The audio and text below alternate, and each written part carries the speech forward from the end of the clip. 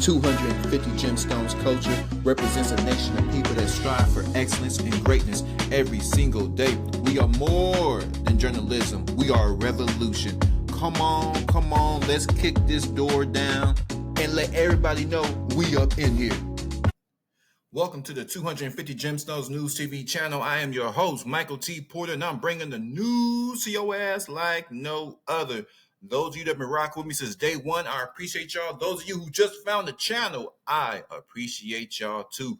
Hulk Hogan just passed away. Hulk Hogan but hey, word on the street, he was a bona fide, certified, official racist. I didn't know that. I ain't know nothing about Hulk Hogan being racist, but we got some tea, we got some gossip. How y'all doing out there? Shout out to the 250 Gemstones Nation.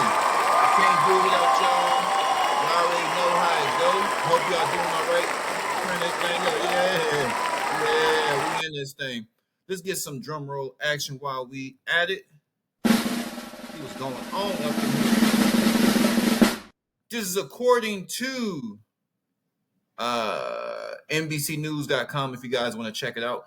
Hulk Hogan's death resurfaces painful contradictions for Black wrestling fans. For Black wrestling fans, Hogan's death has resurfaced as an irreconcilable, all these big ass words. Y'all, do they know I went to a public school? Do y'all know how hard it is for me to say words like irreconcilable? Goodness grief. Contradiction. And they're going to throw another big ass word right behind it. God damn. Who wrote this article? They probably went to Duke or UCLA. It doesn't say Associated Press. Anyway,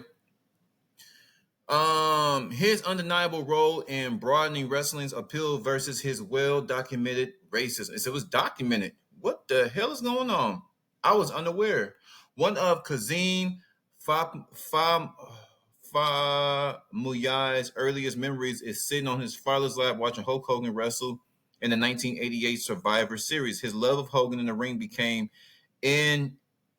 inextricable from what would become a lifelong obsession with the sport, including a year-long role touring the country and writing scripts for WWE's top talent. Okay. So you talking about Mr. T? All right. Let's scroll down here. I'm trying to see where the racism at. But for the 38-year-old Famuyai and other Black wrestling fans and sports commentators, Hogan's death this week at 71 has resurfaced. Okay. Irreconcilable contradiction in the iconic wrestler's legacy. So what did he say? You never really got the feeling that Hulk Hogan truly felt remorse. Okay. The Right Time podcast host Bomani Jones noted there were two sharply different reactions to Hogan's death. Remembrances have split between those who see no need to harp on past controversies and those who struggle with his behavior that got once got him banned from the WWE. Struggle with his behavior that. So somebody don't know how to type right here. Whoever wrote this don't know how to type. So what did he do? Let me see.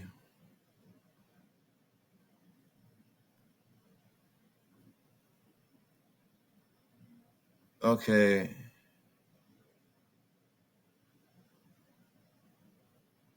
All right. So he's having sex with.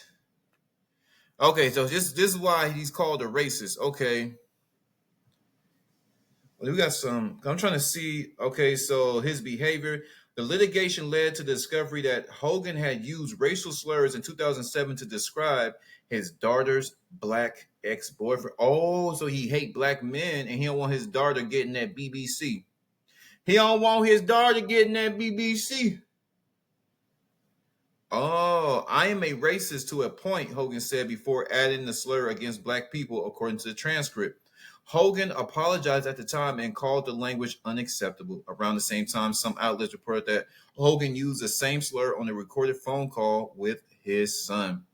Hogan's enthusiastic endorsement of conservative political figures like longtime friend President Donald Trump made many people doubt the sincerity of that apology. Oh, Racist trope for many black wrestling enthusiasts. Hogan's death brings up familiar contradictions in how the sport deals with race. So it's about his daughter. It's about his daughter. Okay. Hogan is in the building! In the ring, Hulk Hogan was best known for his leg drops. Embarrassed what it did to me as a person. His opponent in that ring, the now defunct news and gossip website Gawker, which in 2012 published portions of a sex tape involving Hogan and Heather Clem, the wife of his close friend, radio personality Bubba the Love Sponge. Kids might look for WrestleMania 3 video and all of a sudden it pops up Hulk Hogan's sex tape. In portions of the tape released in later years, Hogan, whose real name was Terry Bollea, was also heard using racial slurs. How did that affect your daily life, even your interaction with your fans? Made me cower. I still am not that standing tall that the way I felt before. The libel lawsuit against Gawker went to trial in 2016. We have rights not just as members of the press and members of the free press, but we're also people expressing ourselves on a story that's in the news. This guy's up in New York sitting behind a computer playing God with other people's lives. Bankrolled in part by Silicon Valley billionaire and PayPal co-founder Peter Thiel, who says he was outed as gay on Gawker's MediaTek blog in 2007, years before he was ready to make that declaration publicly at the RNC. Oh my God, y'all these gays. See. So the pretty much, I want to see. Let's go to, because I'm not familiar with him being racist. This is all new to me. This is before my time. This is thenation.com. Hulk Hogan was a racist, a liar, and a scab. So it's about his black daughter. Let me see.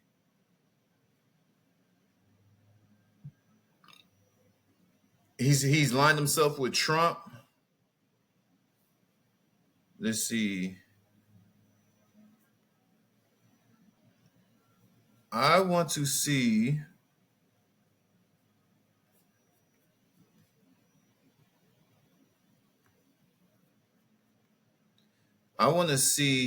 Where is. I'm gonna give y'all my opinion. So because it's documented. It is documented.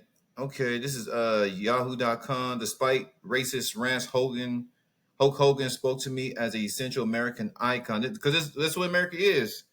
If you ignore black people's problems, this was before Hogan's flaws and excesses. His abuse of the N-word and his admiration for Donald Trump disappointed me almost to the point of swearing off him. Almost. Life is complicated in spite of Hogan was still an icon to me and millions of others. I will explain that in a moment. So it's documented on tape that he's been using the N-word. I can't stand you niggas.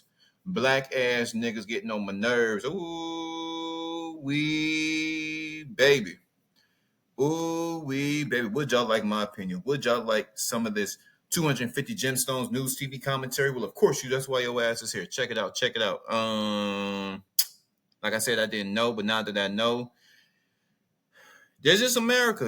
America is gonna love and care for every other race and every other group of people but blacks. And the sooner that blacks realize that we are on our own, we gotta stick together, take care of our black women, take care of our black children, take care of ourselves. That man, look out for one another. We are the people going to have to make some changes. And I don't give a damn who's going to try to stop us. Because if they try to stop us, how about we put bullets in their brains? How about that?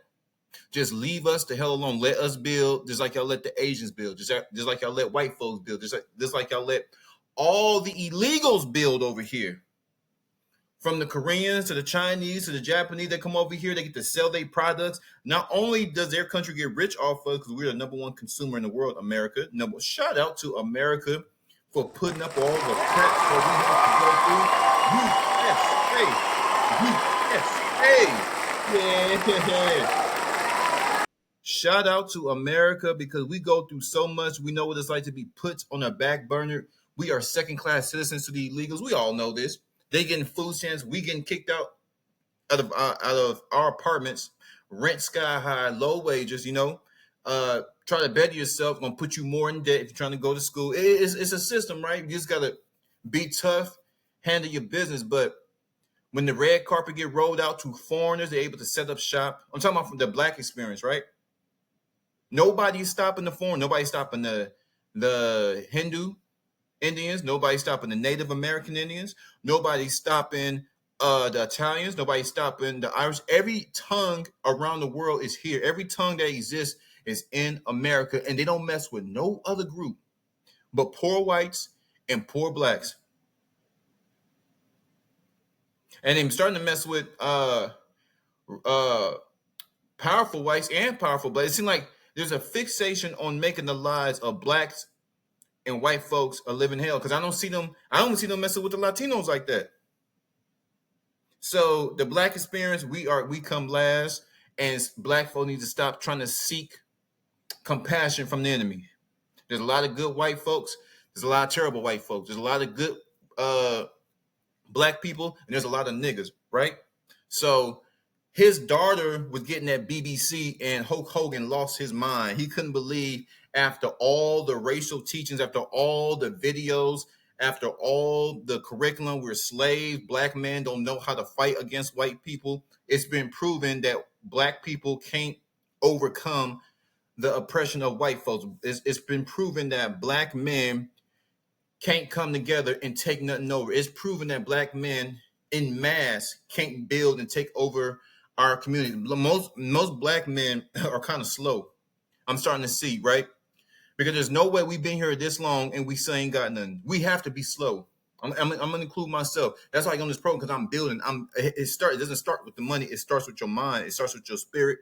It starts with your heart, and it starts with your will, right? So if I'm pushing out the message that black man can do anything, put his mind to it. White man can do anything. Any man that has breath in his lung and that is healthy can make it happen. That's the message. That's 250. Despite opposition. So black men need to stop making excuses.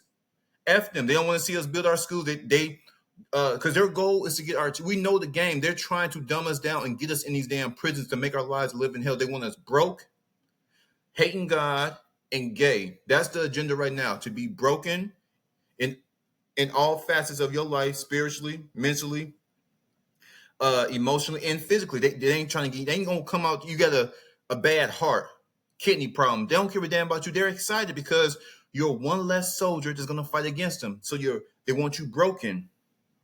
They want you to hate God. That's why they're pushing. That's why the biggest people right now, the biggest influencers, are people who are trying to distract people from loving God, Christ, and the Holy Spirit. They blame slavery. They come up with all these wild reasons not to love God. So broken, hate God, and they want you to be gay. Look at the prison system. Look at what's been promoted to our youngsters. Incarcerated. You can throw incarceration up in there. So despite all that, it's up to us. We can't let Hulk Hogan and his big mouth and his racist ideology stop us, him or anybody else. But I'm actually kind of surprised. I thought Hulk Hogan was a decent dude. Like I said, you don't know who these people are behind closed doors, but we were able to see who Hulk Hogan was behind closed doors. So y'all flood my comments. Shout out to all the wrestling fans. Back in the day, I was a wrestling head. Y'all flood my comments. Y'all let me know. Let me know. How do y'all feel about Hulk Hogan's death? Did it affect you?